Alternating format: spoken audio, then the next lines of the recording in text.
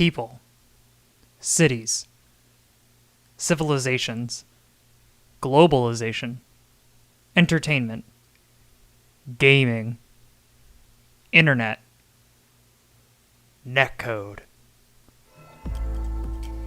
Be me, a gamer, living in 2021.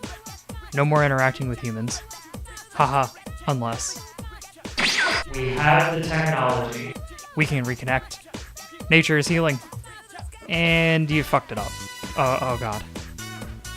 Okay, so you want to hang out with your friends. Oh, we all like shooting games? Cool. Well, let's play Siege, where jumping out of a window, or even over a ledge, desyncs the game and you die for it. On yellow.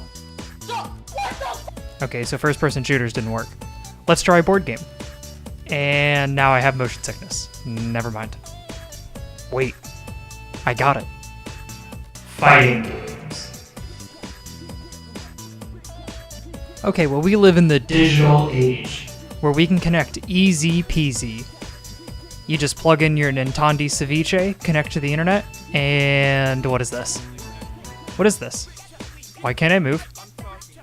Why is he playing Sonic? Okay, well, I'll just plug in my LAN adapter and pray that my dad doesn't kick the router again. Okay, nothing's changed. What's going on? No. No. No! Why do all of these games suck?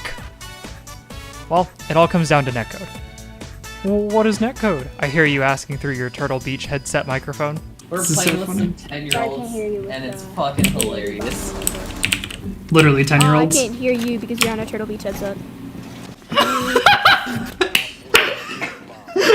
Turtle Beach is fire. Yeah, I don't know what you're talking about. Well, netcode is a blanket term for anything that relates to networking and online games. For the purpose of this video, I'll be using netcode to discuss synchronization issues between players and servers. In this video essay, I will... Okay, so let me clear this up. Lag is not netcode. Netcode is kind of a buzzword. Bad netcode and bad connections cause lag. Two important types of netcode that we're going to be talking about today are called delay-based and rollback. Delay-based netcode is probably what you're used to in games like Smash Ultimate, where the game waits until the other player's inputs are received before resuming. This causes a lot of sluggish movements or outright halts. And if the connection times out, well, no more gaming for you. I have this weird theory that games like BlazBlue have oversimplified air combos because every single time I jump in these games, it lags the connection and I drop even the simplest of combos. I get that the idea of a game being designed around having shitty online connections sounds a little too far-fetched, but imagining developers completely ignoring bad connections while making their games is foolish. Not everyone has great internet connection, and companies like Microsoft, Nintendo, and Sony making people pay for shitty server connections doesn't help. Yeah, sometimes they can sweeten the deal with their Game Pass, or PlayStation Now, or Nintendo Switch's online 40-year-old NES and SNES game rentals. But all of these are just blatant distractions from the obvious cash grab that is paying ridiculous amounts of money just to play a game. Nintendo also uses their NES and SNES games to extend their copyright protections and go after people who make old Nintendo ROMs widely available online. They also then send these people who single-handedly develop Nintendo emulators to prison, but only after they get the rights to use that exact same software in their online rental system. So their plan is to steal people's work because they make their library of games virtually impossible to access, and then send those people to jail, and then steal the software and make people pay for it. I'm getting carried away. This isn't Nintendo as a morally bankrupt business video, so let's go back to netcode. Delay-based is the shitty Wi-Fi-esque clips that you've seen so far. The other kind of netcode is called rollback. Rollback netcode is a technique that simulates frame-by-frame inputs without delay rather than waiting for signals to be sent back and forth to each player. Rollback, and specifically Ggpo, which is short for Good Game, Peace Out,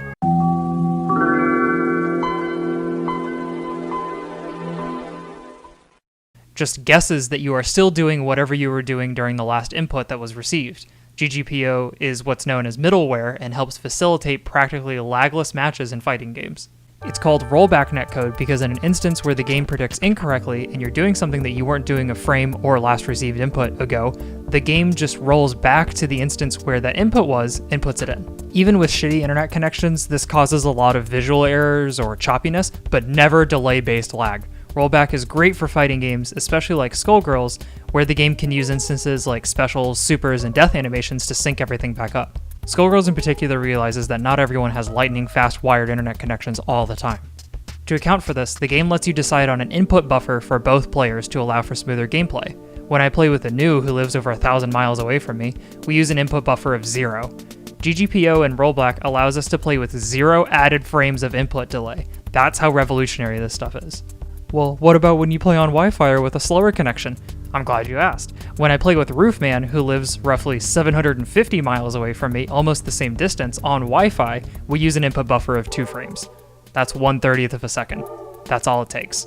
The history behind Ggpo is interesting, in that it started with the founder of the Sure You Can website and the EVO Championship series, Tony Cannon, playing the 2006 Xbox 360 re-release of Street Fighter II Hyper Fighting. Tony had such a negative reaction to the online interactions that he had been having that he created and presented his own rollback netcode to Capcom. Ggpo was incorporated into emulators like Fightcade and many other common Capcom and SNK netplay emulators. A licensed version of Ggpo came out, which is used in games like Skullgirls and Street Fighter Third Strike Online Edition. Skullgirls in particular was a game commonly featured on this channel, and it would not have stood the test of time if it were not for Ggpo. Every single frame of Skullgirls is hand-drawn and looks way better than the 3D models ever could. But that's a different video topic. On your screen right now, I have put up a list of just some games that use Ggpo. Let me know which ones surprise you the most. The one I want to talk about in particular here is Fantasy Strike, which came out in 2019. This is developed by Serling Games and is based off of the board games this company makes, like Puzzle Strike and Puzzle Strike Book of Shadows, which I will definitely review at some point. All of their board games and the video game all share the same universe, so this is a really interesting franchise and I can't wait to talk about it.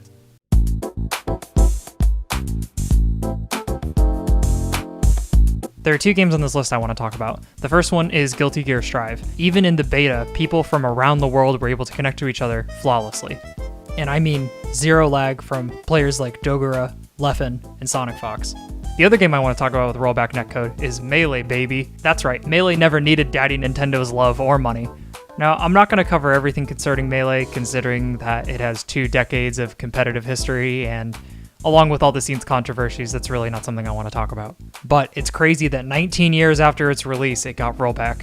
Now, I know I've talked a lot about fighting games so far, but I want to end this video referencing one of the clips you saw at the beginning concerning Rainbow Six Siege, another game that was prominently featured on this channel for quite some time. Shooting games use a different kind of netcode entirely, relying mostly on client, server, and host connections. Imagine if every time someone in Siege or Battlefield had a dip in their connection speed or ping, everyone just stopped moving and the game waited for inputs from every single player before anybody could move. Any shooter that did that would come out more dead on arrival than PUBG or Radical Heights. Now let me complain about Siege. Besides the constant capital G gamer word spouting 16-year-olds and rampant cheating that goes on, the biggest problem I have is with the connectivity issues.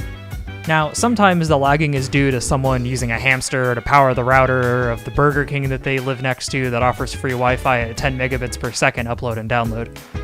But other times it's smaller things like how vaulting over an object or out of a window desyncs your character model from the server's position. This, more often than not, puts you in a disadvantage, and you'll die when you shouldn't. The other issue I have with Siege is the client-side interactions with objects in the game. Let's say you punch out a window or a barricade once to try and break it open. Well, where does all that debris go? The wooden board? The window pane? The rest of the broken glass? Well, it turns out it falls randomly for each individual player. You may have the barricade fall out entirely out of the window for you, but your enemy may only see that the board only moved a little bit. You can have a direct line of sight on someone who cannot see you at all because of these interactions. The only way to know what the other person is seeing is to ask them, so it's impossible to know in a game whether or not some angles are safe based on what's been destroyed. This is yet another fault of Siege not paying attention to client-side, server-side interactions. However, the solution isn't entirely clear in this situation. Do you want to spend resources tracking how every window is broken or how the barricade board is hit so that it looks the same for everyone, even if you're all the way across the map? How about making the breaking animations the same regardless of how they're hit, that way it's consistent? Siege's allure, at least used to be, its hyper-realistic tactical design, including the impeccable sound design. You'd be sacrificing the realistic elements of having a wooden barricade breaking the same way every time, or windows shattering from the middle when you shoot out the corners. Battlefield has one of the more interesting takes on server connectivity. They have what's referred to as a netcode bubble, in that you are always in the center of the bubble and everything in your immediate vicinity updates with the server faster than things that aren't. I get that's how like loading zones work in a lot of other games, or every other game ever, but it fits so well with the style of Battlefield compared to a game like Siege.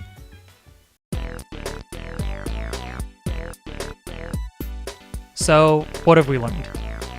Well, I learned that I had a lot of fun making a video like this. It allowed me to rant a bit, complain a lot, and inform you beans about netcode in a time where internet connection is more important now than ever.